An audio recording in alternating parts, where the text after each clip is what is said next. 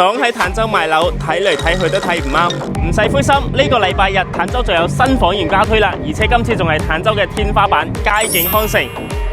今次加推嘅4期16棟，最令阿 Ken 驚喜嘅一點就係前邊兩個89平米嘅細積3房單位，陽台竟然係向東南，特別係03房呢個單邊單位，陽台視野開揚，成個珠海市區景觀都盡收眼底啦。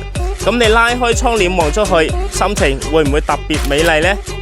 而後邊兩個單位就係105平米南北對流房型啦。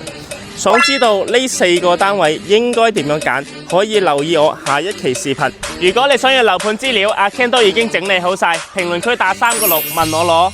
呢個發展商係港資企業進佳地產，揾咗澳洲柏濤同香港貝爾高林合力打造，一路之隔就係珠海市區啦。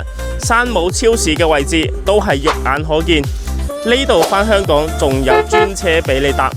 柏濤牌外牆磚 ，YKK 鋁合金倉，就連大堂都有中央冷氣，裝修標準，發展商都係落足料，杜格拉斯瓷磚、日立中央空調、歐派櫥櫃、方太3件套、德國維寶嘅衛浴。如果你對呢個樓盤有興趣，可以聯繫阿 Ken。